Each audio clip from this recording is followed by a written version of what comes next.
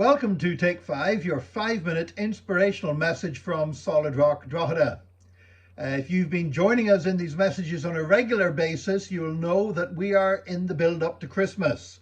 In the same way that a child gets more excited and more expectant as Christmas draws closer and everything becomes a little bit more Christmassy every day, well, in the same way, God built up the expectation for the arrival of Jesus when he was born in Bethlehem.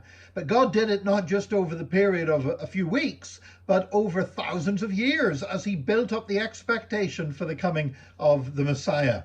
And we've been looking at each of the books of the Old Testament and how they play a part in that.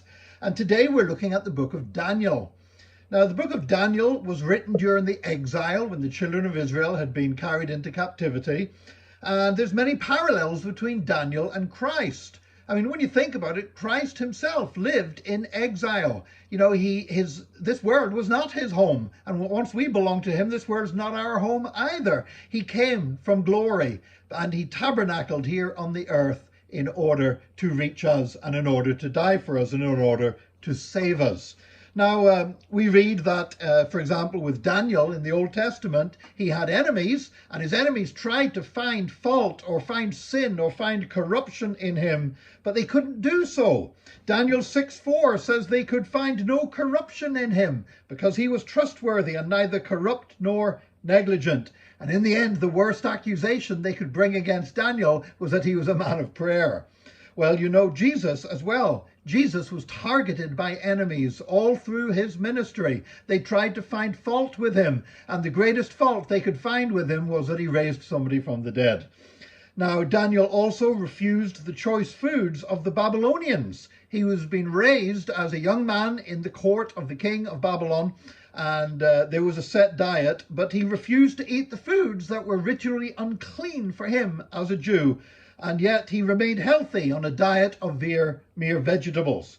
And similarly, Jesus also, when his disciples urged him to eat, said this, "I have food to eat that you know nothing about." He was speaking about doing the will of the Father. That's in John chapter 4 with the incident of the woman by the well in Samaria. Daniel was shut up in a cave, which was then sealed with a stone. Now, in his case, the cave was a lion's den from which it seemed impossible that he could emerge alive. But God intervened, and an angel rolled the stone away, and Daniel came forth the next morning unharmed. Now, of course, we know Jesus was also shut in a cave that was sealed with a stone.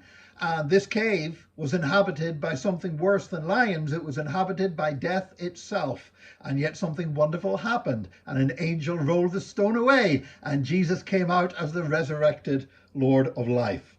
We know that in the book of Daniel, there were 3 young men that were thrown into a furnace for refusing to bow down and worship the golden idol of the king.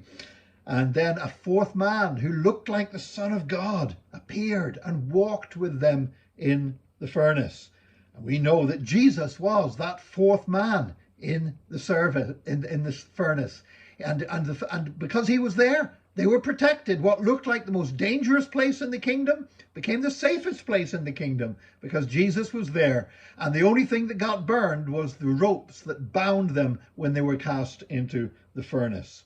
Also in the book of Daniel, Jesus is revealed as being the Ancient of Days and the Son of Man, both divine and also human, which of course the incarnation was all about.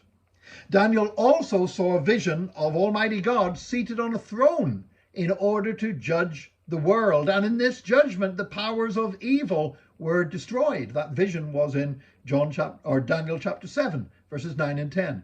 And Jesus was the one who perfectly fulfilled that vision. And then, of course, we read also in the book of Daniel chapter 7, we read about the Son of Man coming in the clouds of heaven. It says he was given authority, glory, and power over all peoples and nations, and his dominion and kingdom, we are told, will never pass away. Well, we have no doubt whatsoever about who that's talking about, do we? It's talking about Jesus. And this great revelation of Jesus in the book of Daniel gave the people a much greater expectation, for he that was to come. And today we walk in the realization we're not just looking for Jesus to come. He has come, and he's living in our hearts today. And so we rejoice in him, we live in his presence. And I would invite you to join us again next time for another Take 5, your 5-minute inspirational message from Solid Rock Drogheda.